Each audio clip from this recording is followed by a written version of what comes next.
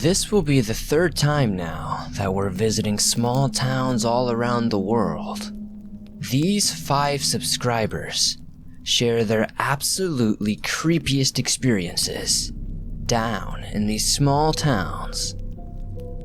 If you have a story that you'd like to share, be sure to send it to the email that you can find on the screen and in the description down below. I would love to share your tale with everybody else.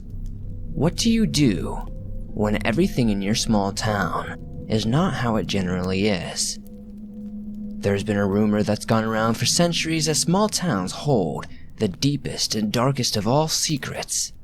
Let's see if that's true and dive into these allegedly true stories that'll be sure to keep you up tonight.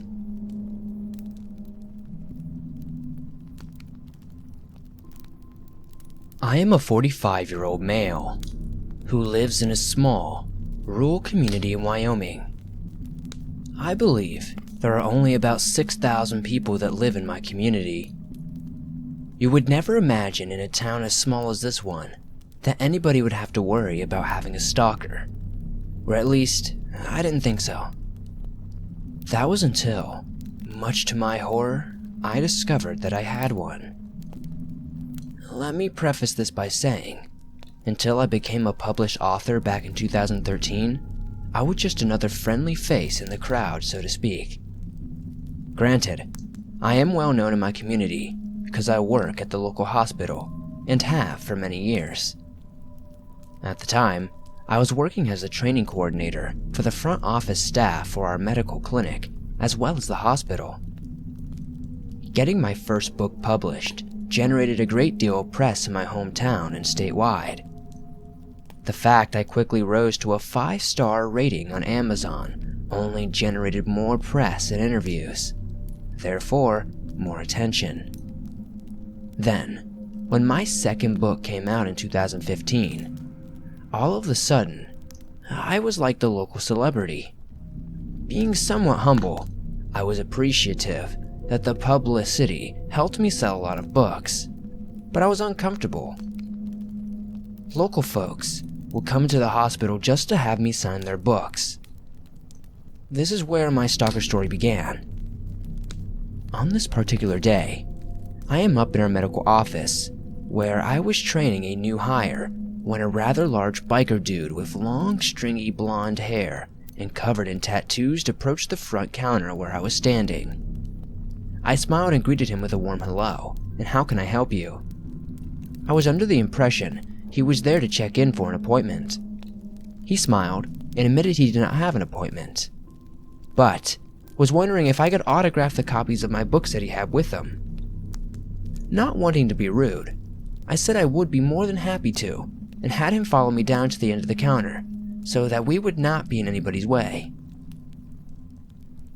To be honest, I was a bit surprised that he bought them, considering they were gay-themed supernatural thrillers. I guess he just did not strike me as the type of guy who would read anything that was gay-themed. Regardless, I thanked him for purchasing the books and signed them for him. He thanked me and left, and I didn't give it any more thought. Until a few weeks later, he showed up at the hospital where I was again at the front desk doing some training, and he asked me to sign 2 more books he said he had purchased for a friend. I again thanked him and signed the books. Fast forward a few months, and I am filling in as the receptionist for one of our other clinics in a small town about 30 miles away from my hometown. The receptionist, scheduled to work, had called in sick that day, and so I agreed to fill in for her. It was shortly after my lunch when guess who walks in with both my books in hand? None other than Mr. Biker. Being at work, I remained polite and again signed his book, and he was on his way. Feeling truly creeped out and concerned, I spoke with the nurse on duty as well as the provider and expressed my concerns. They dismissed it as nothing more than an obvious fan who must have a little crush and nothing more. I figured they were probably right, and went about my day. The weeks went by, and I began to notice this large guy hanging out in front of my house, and in the back alley behind it. He always wore a hoodie, and so I could not see who it was. I pointed this out to my husband, who reminded me that with the house up for sale, he was probably just someone who was interested in buying it, for looking for a look-see-loo or something too. Then, one day, my mother, who lives right across the alley from me, called me while I was out of town on a book tour to tell me some strange guy in a hoodie was casing my house and peering into the windows. I told her it was probably a potential buyer, and not to really worry about it. Fast forward a few months. I am back at the medical office building in our urgent care training another new hire when I get a call from one of the girls in the central scheduling. She tells me she has a guy on the line who keeps calling asking for me, but refuses to identify himself or why he needs to speak to me. Thinking it was a patient that had an issue of a more sensitive nature, I told her to go ahead and patch him through. Introducing myself, I asked how I could help him. I quickly discovered he was not needing an appointment, nor did he have any medical concerns. He began telling me he was naked and jerking off. He wanted me to know, but he was thinking of me, and he began to tell me all the sick and twisted things he was going to do to me if he ever got me alone. I was thinking, what the fuck is wrong with this guy? I was flipping the fuck out at this point, but somehow still managed to keep my voice calm and informed the pervert to never call me again, otherwise I would notify the police. Unbeknownst to me, the clinic manager was standing behind me and asked me what was going on. I explained the phone call and what the creep said. The manager was concerned and felt we needed to notify the police immediately. I met with a few officers and explained what had happened. They asked me if I might know this person, and at the time, I had no clue who it was. The next morning, I received a call from a local detective who asked me if I would stop by his office before I went to work. He said he had more information on the guy who called me the day before. I agreed to meet him and called the clinic manager to let him know what was going on and that I would be in as soon as I was done talking with the detective. Upon reaching his office, I was invited in and the detective got up from his desk and shut the door. He informed me they did a search of the number the guy called in from and came up with some rather disturbing information. He went on to explain that after learning who the guy was, the detective had done some digging, including interviewing some folks this guy associates with.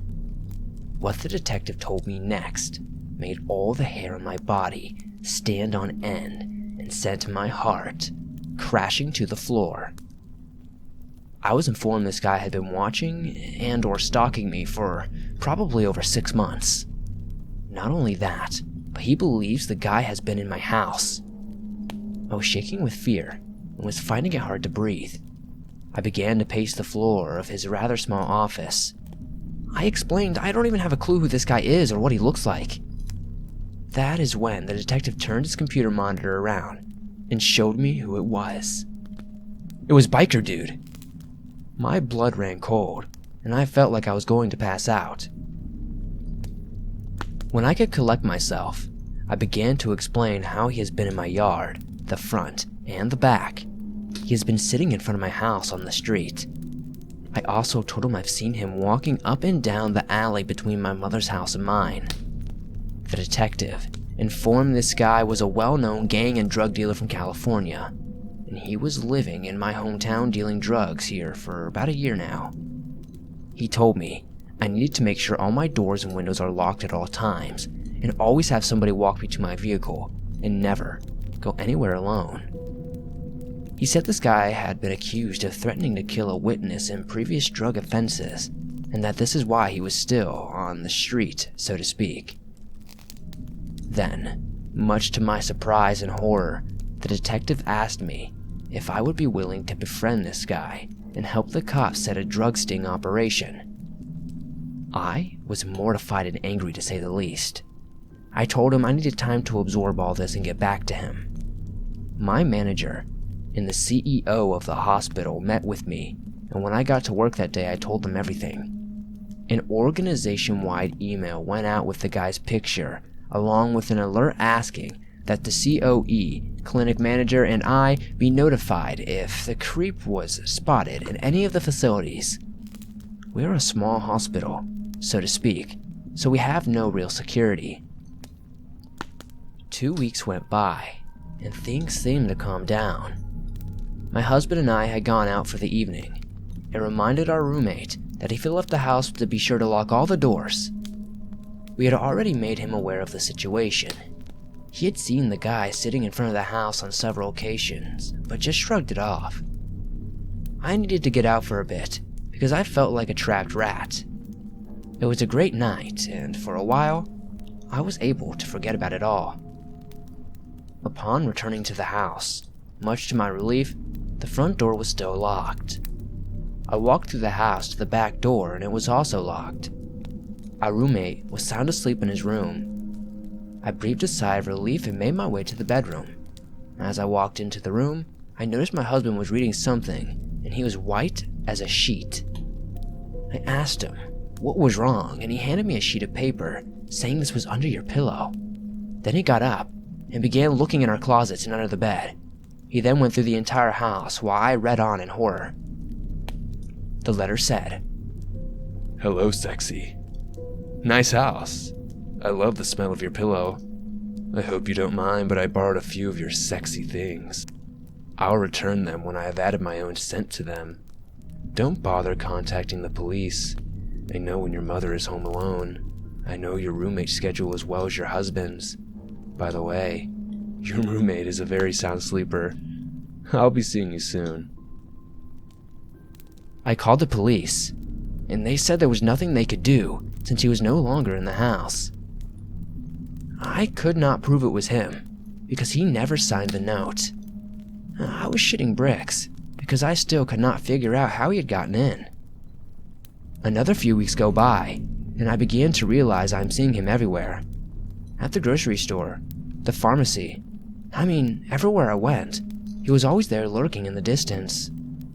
It had gotten to a point that I was now on medications to help me sleep and antidepressants because I felt like I was going to lose my mind. I couldn't function because the cops kept saying they couldn't do anything unless he was armed or he had actually hurt me. Sitting in front of it for hours on end in an alley is not illegal, apparently.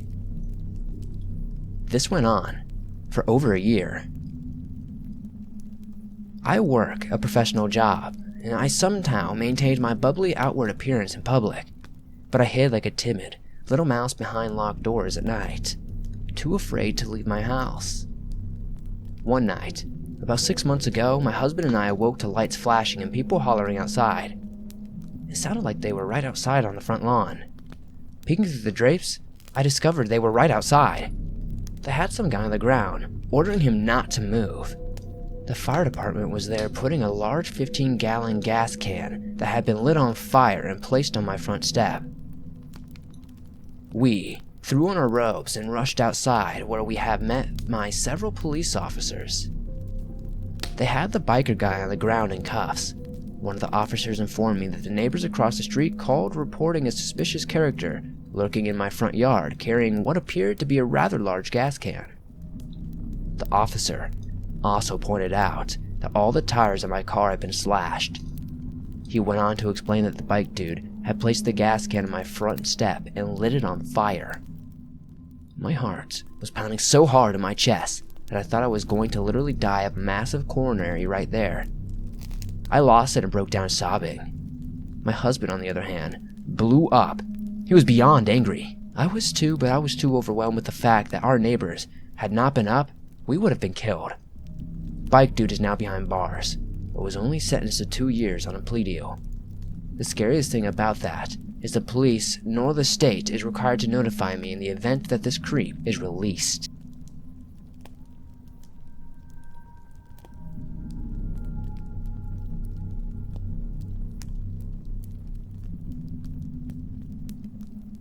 So this happened a couple years back in my small town in Washington.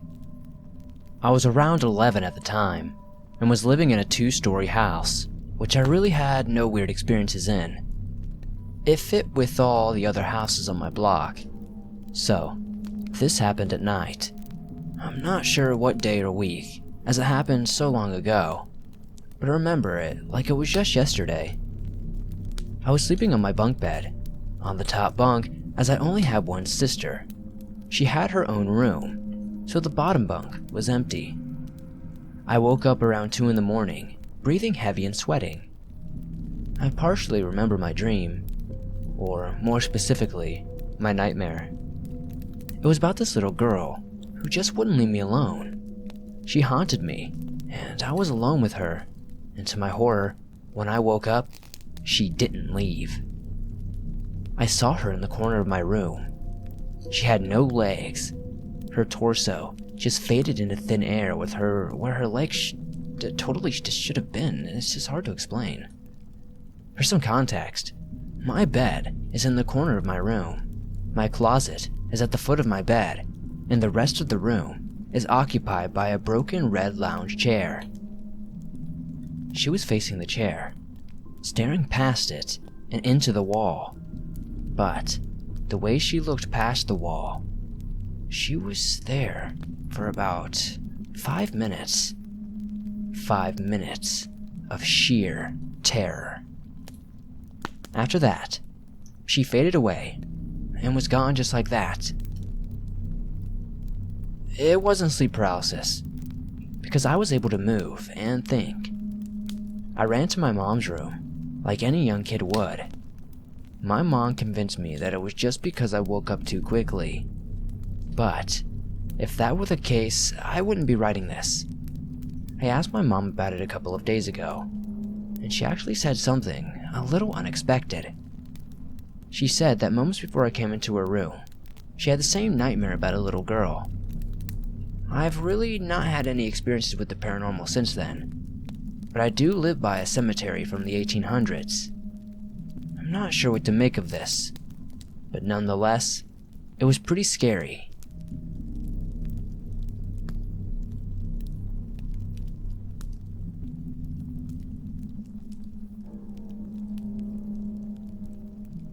So, I used to go to a small town community high school.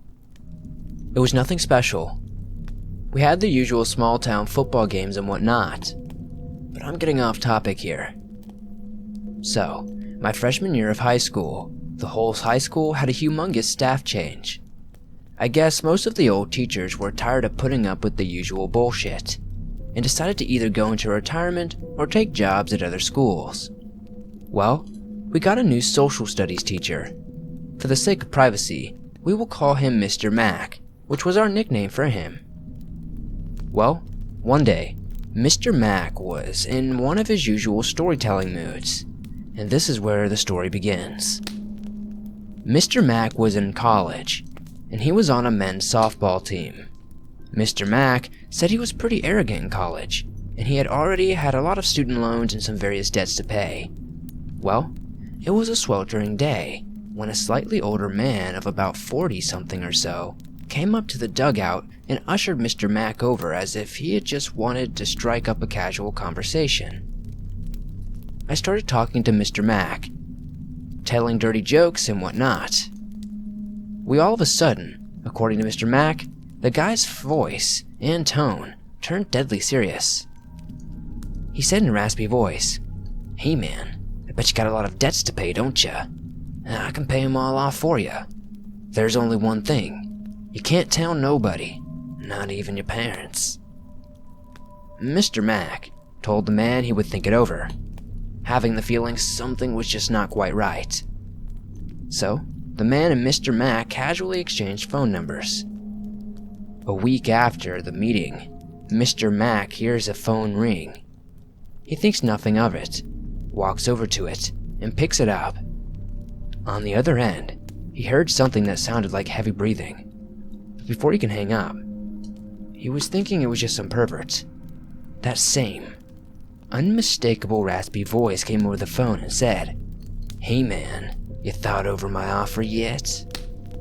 Mr. Mac tells the man that he's probably going to decline. The man, seemingly not wanting to take no for an answer, continues insisting that this is the offer of a lifetime. Mr. Mac was beginning to get pissed, so he grabbed into the phone. "I said I don't want your fucking money. I will pay my debts off on my own," and slammed the receiver down. He never heard from the man again. But the story does not end there. A few years later, Mr. Mack and his wife were watching the news, and all of a sudden a story about this guy came on the news. It apparently turned out this guy was some kind of sicko who made large amounts of money by taking photographs of unsuspecting young boys and girls and distributing them around the country. Mr. Mack shuddered. I'm glad I never took this guy up on his offer, because if I had, he most likely would have coerced me into his child porn ring, or he would have killed me if I refused. He told us to always be careful, and ended with telling us how we all knew what happened to pedophiles in prison.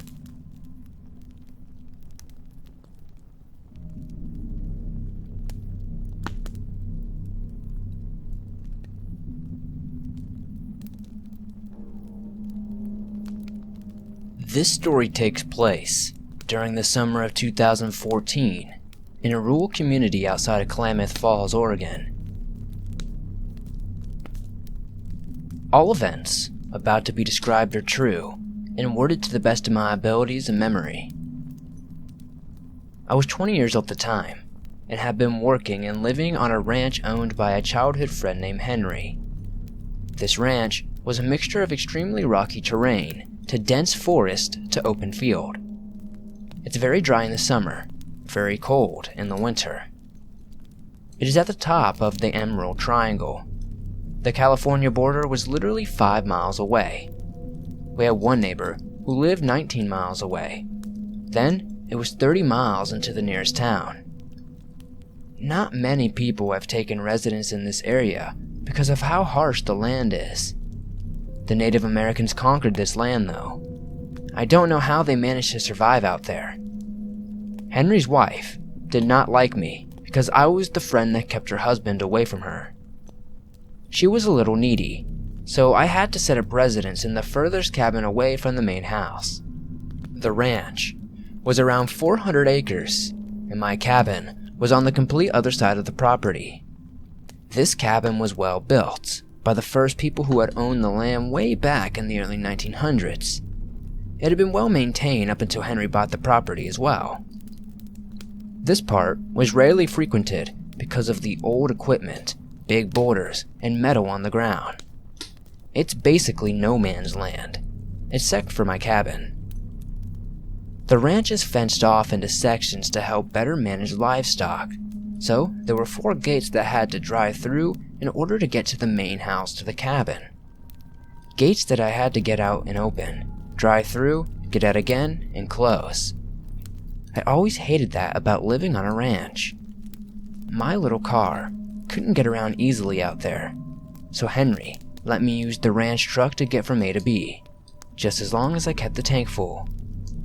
The truck was a beater, dents all over, covered in dirt, rust, and there was no door on the driver's side, which made it all the more fun to drive, right? This happened one night around 10 p.m. It was about to arrive at the main gate of the ranch after a trip into town for gas and other supplies. I was wide awake because of the fact that the door was missing. Everything seemed normal. It was fairly warm outside and a clear night sky. I was rounding the bend on the gravel road and preparing to turn into a ranch entrance when I came around the corner. In the middle of the row stood a cow. I honked my horn, expecting it to jump out of the way, but it continued to stand still. I almost hit it at this point, but hit the brakes just in time. It was not one of ours because it didn't have our brand or tag. It just stood there, standing in the headlights staring over them, as if staring directly at me. This cow had an odd look to it. Something didn't seem right about its eyes. It looked scared, as if it were asking for help. I did everything to try and spook it out of the way. I laid on the horn, revved the engine to the point to where I probably did some damage, and yelled as loud as I could at it. Nothing worked. But at the same time, I was starting to feel extremely creeped out by this thing. I didn't like that I was stopped at night out in the sticks, in a vehicle without a door. I felt exposed.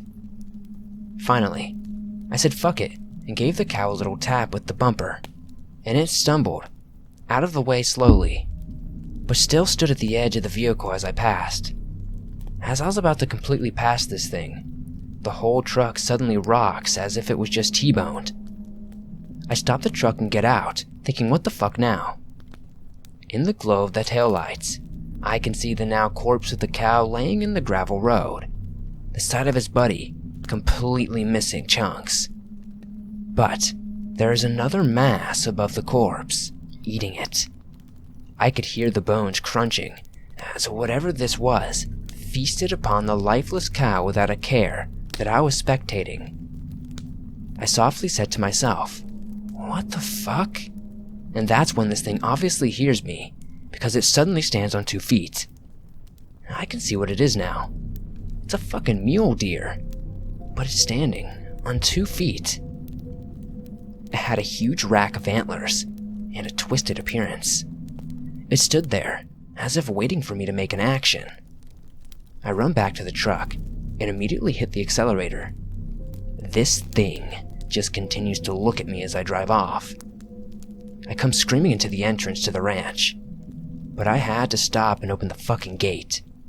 No matter how creeped out I was, I couldn't smash through the gates. So, as I get out, I listen for any movement, and it's just silent. So I go and open the gate.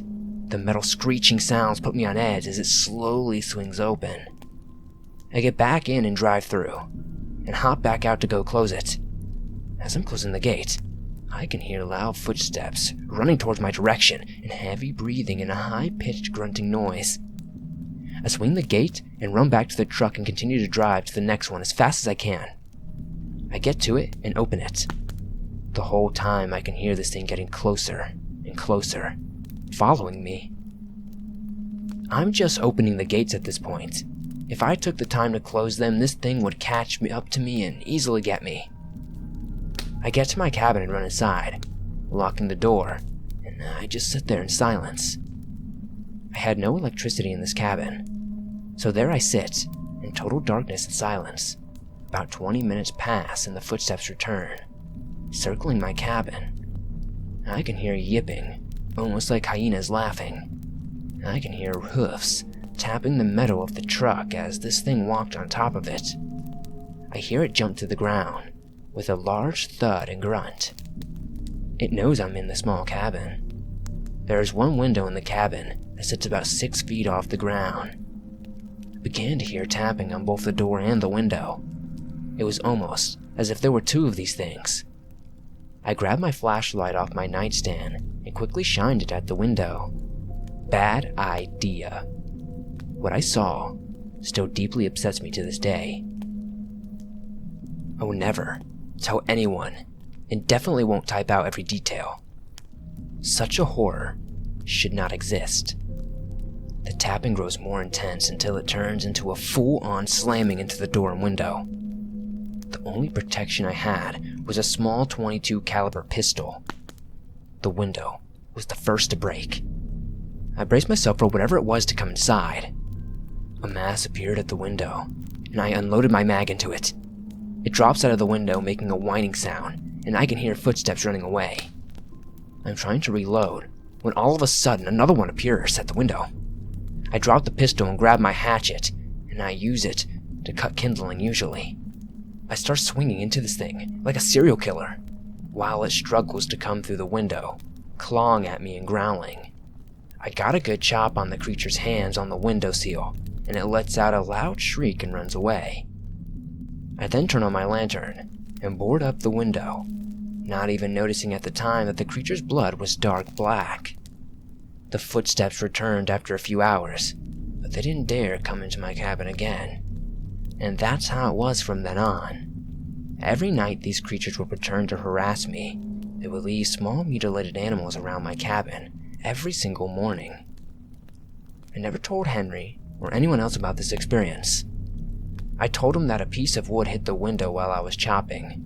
We replaced the window and I bought curtains as well. Eventually, that's what drove me to quit that job and move away. But I think that both the cow and mule deer were skinwalkers trying to ambush me, then realized that I would fight back. There are a lot of Native American ties to the land out here, and I don't dare to go back. I think I upset the spirits, and that's what led to my attack.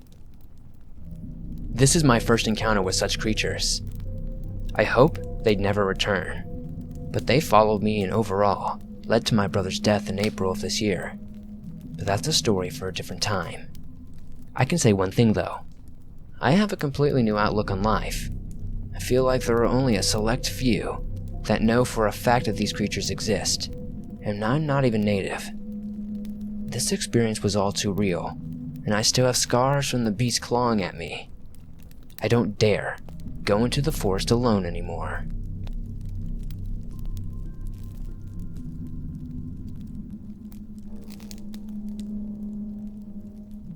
In case you guys were wondering, I'm a 15-year-old male. Short, not very well built. My friend is 15 also. Tall, well built, and I'm not gonna give our names, but I'll give you our first names. My name is Holden, and I live in a small town in Indiana. Everyone knows each other, and dog walkers are out all the time. In the morning, in the afternoon, and for nightly jogs. Also, just adding, I'm a mischievous kid, and I don't really get scared by much, but this experience left me absolutely terrified of the dark. Sorry for the long intro, but here goes nothing. Me and my friend Justin were having fun walking around my town, ding-dong ditching people. We were heading to pick up a friend when a cop told us to go home. We told him no, of course, and he said to head home or he will take us home. We told him no again, so he gets out of the car. Me and Justin run and he chases. We run up to a barbed wire fence and hop over. I got a nasty cut in the process. We start running and end up in some woods. We hide in the woods and some bushes. We're here running. We thought it was the cop, but just then, Justin tells me it's coming from behind us. We slowly stand up and turn around, still hearing the running. We see a man sprinting full speed at us. It wasn't the cop, so we sprint in the opposite direction. I was so filled with adrenaline and was so focused on getting the fuck out of there that I didn't realize my friend had tripped. I turned around to see the man has a hold of Justin and he's flashing me a creepy smile. I knew I couldn't leave my friend behind, so I stopped running and I ran up to the man and I smashed his hand with a rock. He let Justin go and we both ran. We come out of the woods onto a sidewalk. A nearby dog walker saw us. He let his dog chase the man the other way. The man disappeared into the woods and we called the cops. The cops searched but didn't find the man. I wonder what would have happened if I didn't turn around. I'm just happy that I don't have to find out. Just a message to everyone, don't get in trouble with the law and don't run from them. It will just lead you into even more trouble.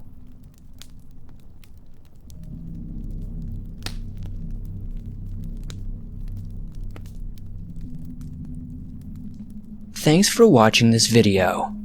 If you enjoyed it, be sure to hit that like button. It helps me a ton. If you're new, subscribe and hit that notification button as well to never miss an upload. I upload videos like this multiple times a week. If you have a story that you'd like to share on the channel, no matter what kind of story it is, I would love to hear it. Send it to the email in the description down below. I want to know how many of you watched to the very end of these videos. So if you can, comment down below, letting me know that you got all the way to the end. What do you think some of these creatures could possibly be? I know most people will probably say skinwalker, but some of these don't necessarily sound too much like those. I would love to hear your thoughts down below. See you next time.